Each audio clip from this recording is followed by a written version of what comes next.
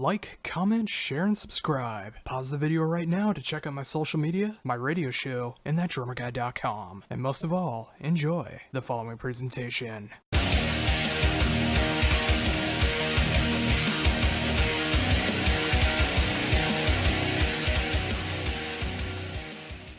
Hi, this is Geoff. Hi, how's it going? Hey, good. Yeah, thanks for the text. I appreciate that. Oh, not a problem. I usually do that with all my interviews because I just want to make sure I'm not interrupting anything, and it's just making sure everyone has their time to be able to ask their questions and stuff. And with it, I appreciate you taking the time to be able to do this interview. Yeah, no problem. Yeah, it's actually a good idea to do that because even though they put a lot of interviews on, like 10, and so some people talk less, some people talk more, so you can really run the risk of getting way behind, on the timing. So the heads up with the text works really nice. Oh yeah, definitely. I mean, as long as it's like on a cellular phone or whatever the case is, I mean, being able to send a message that way, I mean, it definitely helps on both sides. Yeah. Well, awesome. Well, again, thank you very much for taking the time to be able to do this interview and being able to talk about the brand new album from Operation Mindcrime, The New Reality, which just came out this past Friday through Frontiers Music. Over the past weekend, what has been the reception to the album that you've heard so far?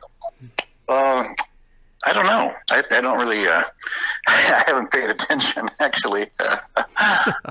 Oh, there's nothing wrong with that, too. I mean, the fact that you were able to get this third album out under the Operation Mindcrime name and being able to just, show off everything that you're capable of and just having it out there for fans who want to be able to check it out or new people who may not be familiar yet. I mean, just getting it out there and having such a great name attached to it, it's just you don't always have to worry about what the reception is, but, just whether you're going to be happy with the end result.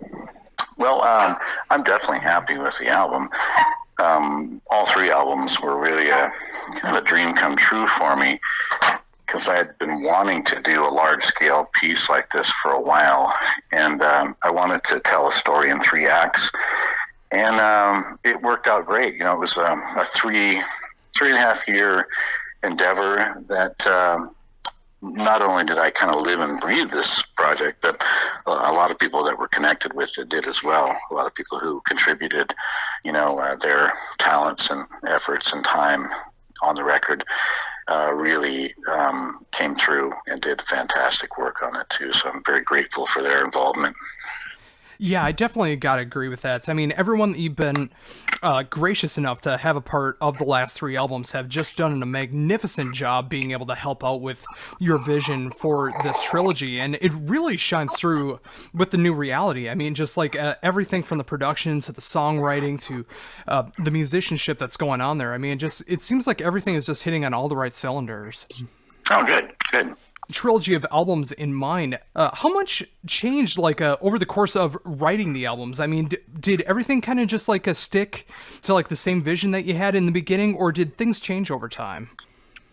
Well, we wrote and recorded the bulk of the album at the same time, and so all the drum tracks and the basic rhythm tracks were all done within, I guess, a 3-month period.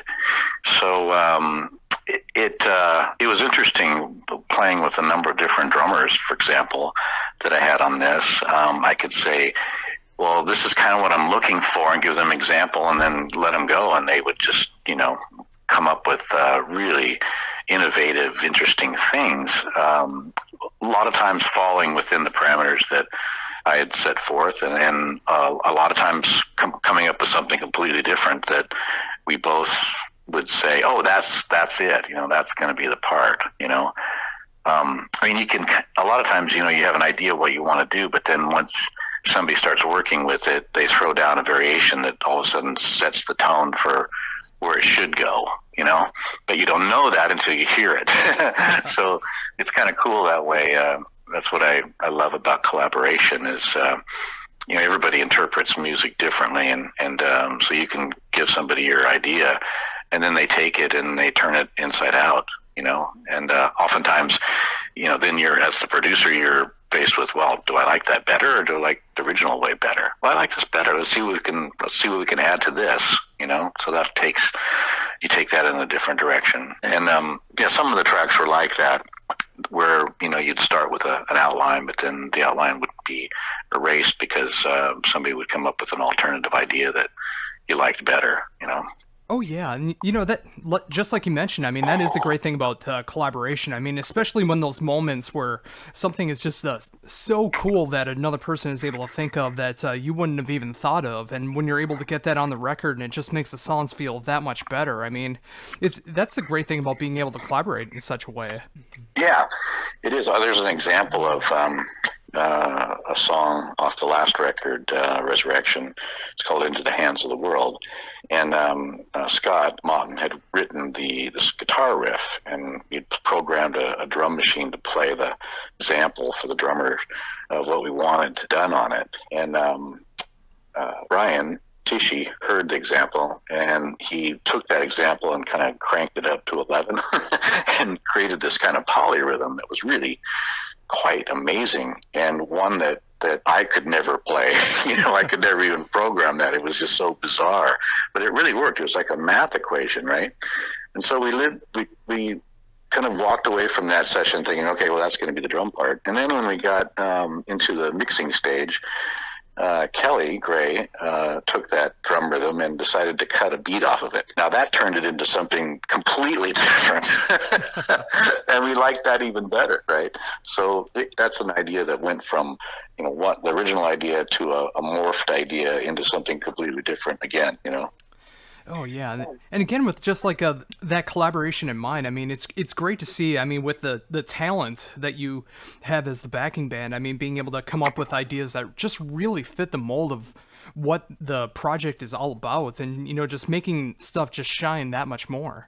Well, I wanted to give everybody room to create something that was uniquely theirs, in their own instrumental presentation. And even though if I would give them an outline, I would draw it really loose and say, this is just a starting point. Take it where you want to go or where you think it should go. And what's nice about that is it just gives you, as a producer, that much more ammo to kind of work with. That many more colors to work with in your palette. Because now you've got your original idea, but you also have this whole different variation that somebody did with it too. So you can intercut the ideas together, or you can keep the original idea, or you can go completely with the idea they came up with. Just gives you a lot more room to move. And speaking of that, I mean, with of course this being a trilogy of albums and wanting it to have that cohesive sound to it, did things get harder or easier by the time of being able to fully get done with this album production wise? Did it get harder or easier? Yeah, I mean, as far as knowing what the sound that you wanted to go for between all the albums. Well, it pretty much stayed the same, because typically the sound of your record is really built upon the drum sound. So you go into a studio that you like and that you want the drums to be played in, because the room really determines a lot of what your sound is going to be. So you pick a drum room that you really like, and then you have the basics of your building blocks ready after you record the drums there.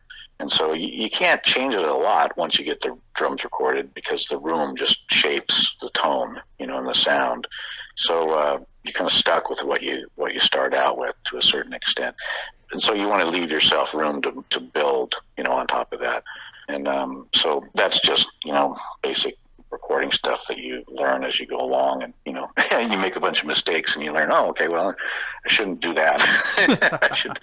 I should do this. So luckily, Kelly Gray, who's very proficient at production and has learned those lessons the hard way over years and years, knows that, how to record drums correctly. So we started off with a good foundation, so that we could build on it. Oh yeah, very much so. And then I can definitely tell that. I mean, the more that I'm able to go through the entire trilogy and just being able to do that, I mean, just with that rhythm foundation, I mean, it really does help set the tone for everything else that's going to be going on with the rest of the album. I mean, once you listen to everything in that grander landscape, I mean, once you start adding all the electronic moments into there, the guitars, the bass, obviously the vocals, and just everything that's going on with it. I mean, just having that great foundation and being able to expand upon upon it with all the other instruments that come after. I mean, it was definitely the right approach. I mean, being able to record so much of it at one time and being able to expand upon that. Mm-hmm. Yeah, it worked out really well. It was really a very pleasurable experience. The whole project was really fun, and adventurous and risky, and it had I just say that it really engulfed my life for the last 3.5 years. In fact, when I turned the last record in, I was surprised at how I felt. I felt relieved, because this was an awful lot of work, and a lot of times most people don't do an album per year, and and tour at the same time, So it was a lot of work and a lot of fun work, I have to say. And but at the end, you always have this nagging sort of pressure on you because you've got this deadline, from the record company. You got to turn it in, you got to turn in, and it's just not quite right yet. I want to make these changes, but I got to turn it in. So it's always like in the back of your mind, to finish it no matter what. And so I remember turning it in. I just kind of, sighed a big sigh of relief, and then I just didn't do anything for like a week. I just kind of laid around my house and sat around. And at one point, my wife said, "Are you okay?" I'd be worried because you're not doing anything, because she's used to me. I'm a pretty active person. I'm working on a number of different things, a lot. So she wasn't used to seeing me so deflated, But after this project, I was really spent. I needed to take a little break, Yeah, and I can definitely imagine so. I mean, when you have like such a great, ambitious project that you want to be embarking on, and then when you finally get the last of it out there before you got to start doing press for it, and doing the live shows to help with the final part of the trilogy, it's like it's nice to be able to take a little bit of time off and just shut your mind off from everything. That way you can recharge your batteries, and when all of that opportunity comes again, you are that much more energetic and wanting to be able to do everything in the future. Yeah, I think that's really important. The whole battery charging thing, there's a lot to be said for that. Oh, very much so. I mean, it's like after spending 3.5 years on such a project, and just like being able to have 3 great albums to be able to tell this great story. I mean, where do you see yourself going next after knowing that this is now completed? Josh, I don't have an answer for that. I don't really know what I'm going to do creatively next. I'm kind of enjoying not having a deadline. I know that. I have a lot of touring that I'm making plans for now to begin in January. I start January 11th in Dublin, Ireland. And I'm pretty much going to be touring through all of 2018. So, but as far as record-wise going, I don't really have a plan as of yet. I'm kind of enjoying being kind of like a free agent and working with a number of different people. Last year I worked with Avantasia, Tobias Sammet's group, and recorded a song with them, and also toured with them this summer. And I worked with Angra recently, a South American Brazilian band, and that was really, really something fun to do. So I keep getting asked to do these kind of guest projects, and I'm really enjoying that, because I never did that before. When I was in Queensryche, I was always in Queensryche, and it was a band, and the band always came first, and so now I'm kind of enjoying working on all these other projects. Yeah, and I was going to ask about that as well, because like you mentioned first Avantasia. I mean, that's one of my favorite vocal spots that I've ever heard you do, is being able to guest on there. I mean, everything that you did with that was just like felt so perfect for what the album called for. And it's, when the opportunity comes, for like other projects that you get to do some guest spots on, I mean, it would be really great to be able to see what you can do with that. Yeah, I'm really enjoying it. So, with the idea of being able to tour a majority of next year, what should people expect from the live show now that the trilogy is complete? Well, this is my 18th album. That's a lot of records, and when I tour, I'm asked to play a lot of different kinds of things. So I know I'm going to be playing the Operation Mindcrime 1 album in its entirety, because it's the 30-year anniversary of it. So I'll be doing an hour of that, and then the second half of the show, I'm not completely nailed down on what I'm going to do for that yet, but I know it'll include selections from all the different records. Oh, that's so awesome to hear. I mean, the fact that you already got that all set in mind. I mean, being able to celebrate one of the greatest albums in music history for its 30th anniversary, and being able to do another set of other stuff that you've done along the way, before and after. I mean, it's really cool to see that you are in that kind of position to be able to show off both sides and really give the fans a good reason to be able to go see you live. Well, I get a lot of requests for songs, and there's only so many. There's so much time you can spend live that you can't do all your material. So I like to change it up and do different things, different kinds of songs. I like to play songs that I haven't played a lot of over time, and I like to play songs that I've never played before, which I've done quite often now. I think 2 years ago I played only the last song of each album. That was kind of fun to do, because typically I kind of have the last song of each album be somewhat more of a different kind of song, maybe something that is quite challenging musically, artistically. Kind of save that last song spot for something that's quite epic if I can. Yeah, and that's what makes the album experience that much more exciting. I mean, it gives you a reason to be able to listen to it throughout the entire album, rather than feeling like it's a compilation of singles and filler. I mean, with what you've done so far in your career, I mean, there's always a reason to go from the beginning to the end of every album and really appreciate something. And when you do get to the end of one of your albums, I mean, it does make it feel like it has a great climax to it. And we all like a climax, don't we? And how. So, you did mention before, I mean, it's awesome to hear that, where you do really enjoy playing the songs that you haven't been able to play much live in the past, or songs that you've never played live. When did you feel like really adamant about being able to present that more, rather than just feeling like you have to play single A, single B, etc.? Well, I never felt that I had to. That's where one of the opposition points that I always felt within Queensryche, because there was a very strong opinion in Queensryche that we couldn't play certain material, that we had to stick with playing, certain songs.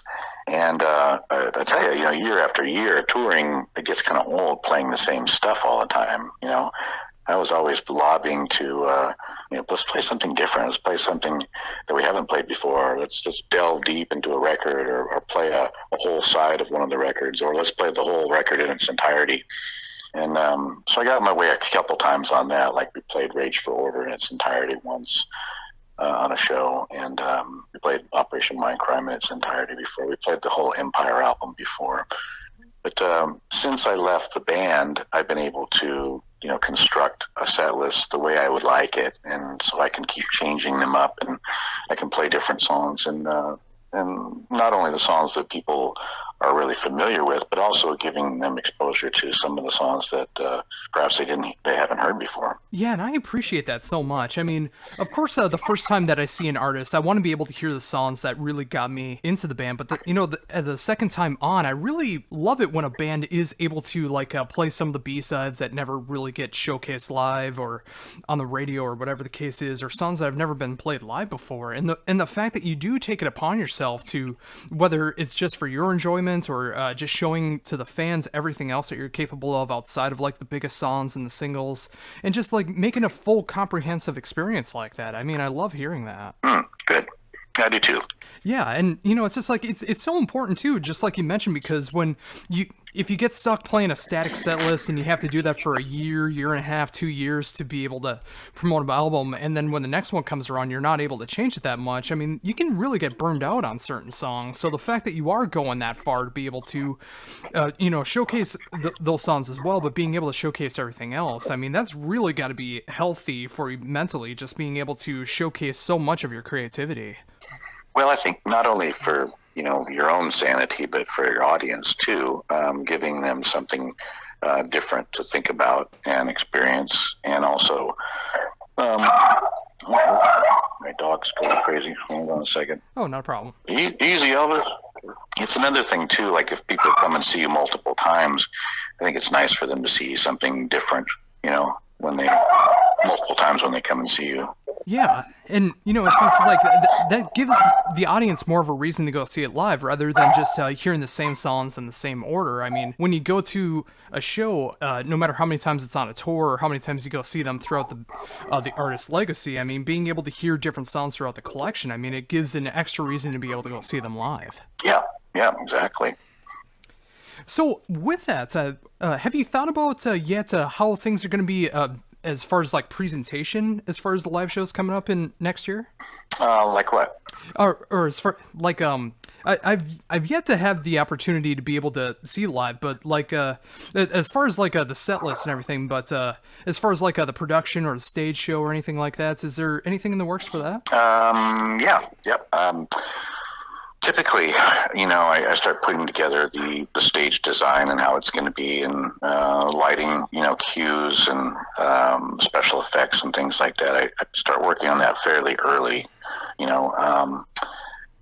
really just depends on the presentation I'm doing. Like last year, my touring last year, I did something quite different in that I played acoustically, and I put together a full band, and we took the songs and arrangements and completely turned them inside out, and it was really a really cool presentation, very different, and it seemed to go over really, really well with my fans. They really enjoyed the different take on the song, and so I had a really good time doing that. And so I guess my point is I try to approach each touring season as something new and different, and what would I like to do with it? How would I like to be presented? And that's kind of where I'm at right now, is in the planning stages for that. Oh, and that's great to hear too. I mean, with everything that you've been having going on over the last few years, and of course now being able to say that you've completed this Operation Mindcrime trilogy, I mean, it's great to be able to see that you are in this position to be able to cover so much ground and everything that you're going to be having coming up in the future as well. I mean, after the promotion for this final album and being able to just being able to refocus and reassess where you want to go.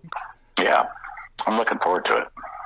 Oh, well, awesome. Well, again, Geoff, thank you so very much for taking time to be able to talk to me about everything that you got going on. And, of course, talking about the final album in the trilogy of Operation Mindcrime, The New Reality, which is available now through Frontiers Music. Being able to check this out over the last couple weeks, I really love the ambitiousness and the songwriting that really has gone into this whole trilogy. And I think it was just a great wrap-up to everything that you got going on with this. And I'm very excited to see what you're going to be doing live next year, if I get the opportunity to be able to see you live, and everything that you're going to be doing, whether it's guest spots or a new project or whatever the case is. I'm very excited to see where you're going to be going from here. Well, great. Well, thank you for the interview, Josh. I really enjoyed it, and hope to see you on tour.